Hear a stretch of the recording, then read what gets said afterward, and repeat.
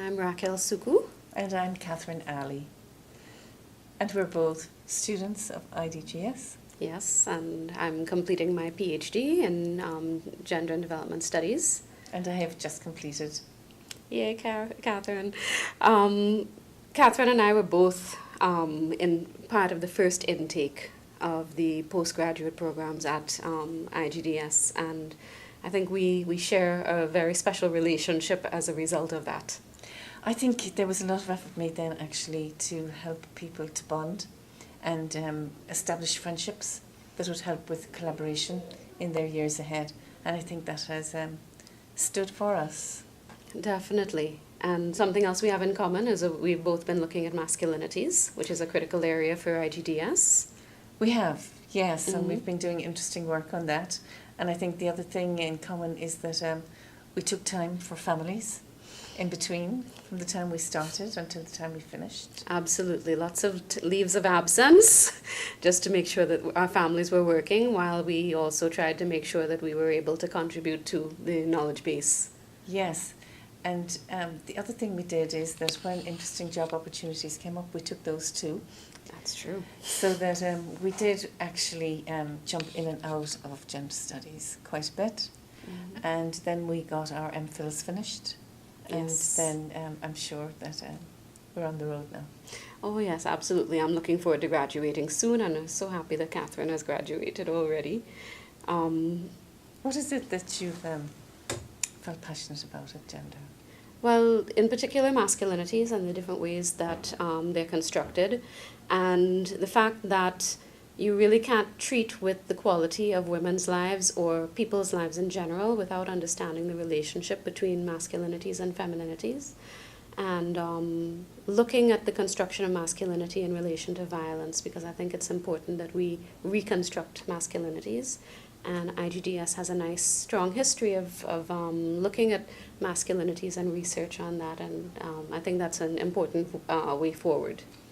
I think so. And I share your interest in masculinities, particularly in relation to crime and gangs and violence, because that deeply affects women and children. Yes. And also the whole of society, of course, in Trinidad.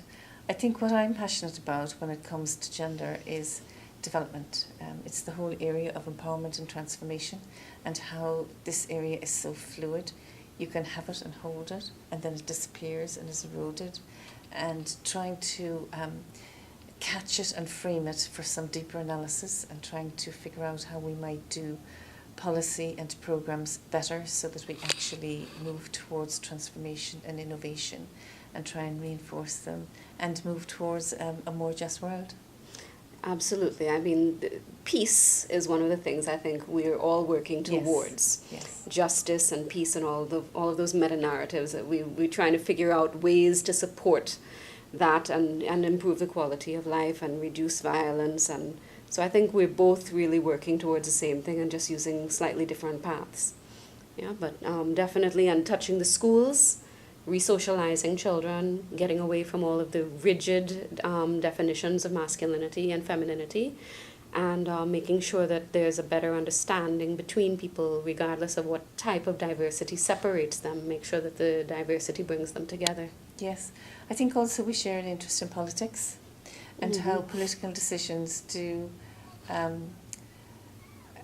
either take us toward development paths or backwards, and sometimes, like in every area, you have to take some steps backwards in order to take further steps forward.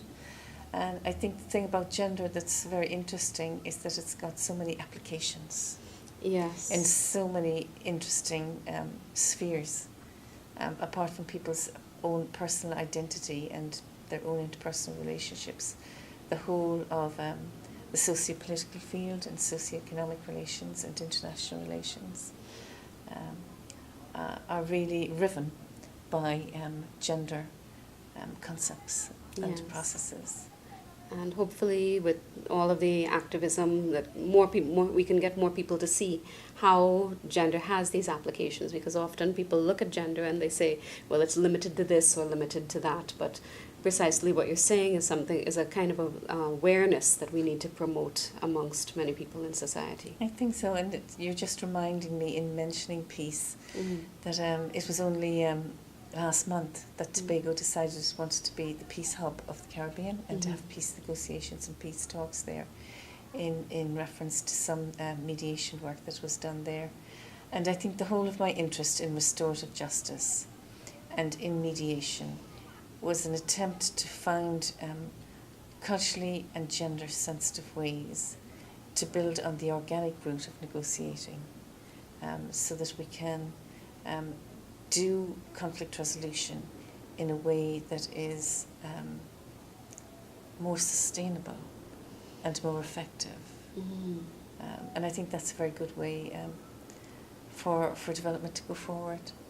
Absolutely. To try and build peace processes. Yes, and I think that's a great note to end on. Thank you so much. Yes.